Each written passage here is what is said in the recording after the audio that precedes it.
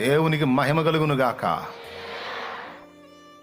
Group 1 group 2 ఎందులో నువ్వు కొట్టాలనుకున్నావు, ఎందులో రీచ్ అవ్వాలనుకున్నావు, ఒకవేళ నువ్వు ఒక గురి పెట్టుకుంటావు, ఒక లక్ష్యం పెట్టుకుంటావు, నిజంగా నీ హృదయంలో నీ అంతటా నీకు అది పడిందనుకో, నేనన్నా నిలబడి నా కుటుంబాన్ని ఎక్కదీయాలి, నేనన్నా నిలబడి క్రైస్తవ సంఘంలో కొంతమందికి జరుగుతున్న అన్యాయానికి నేనన్నా సమాధానం చెప్పాలని నడుం గడితే, ఇక నువ్వు చదువు, జాగ్రత్తగా ఉండు, క్యారెక్టర్ కాపాడుకో, సాక్ష్యం నిలబెట్టుకో, ఆకర్షణల వైపు వెళ్ళొద్దు, నీకు ఎవడు చెప్పే పని లేదు.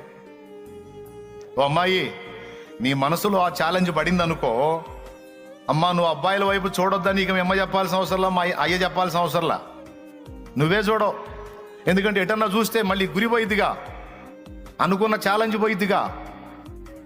ఆ ఛాలెంజ్ వదిలిపెట్టి కనపడ్డ ఆకర్షణ వైపు పరిగెత్తడానికి నువ్వు దద్దమ్మవి కాదుగా, నువ్వు పనికి మాలిన దానివి కాదుగా, నువ్వు వెధవవి కాదు కదా.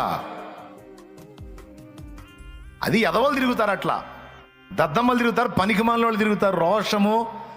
రోషము కసి పట్టుదల లేని పనికి మాలిన దద్దమ్మలు తిరుగుతారు గురిని వదిలిపెట్టి.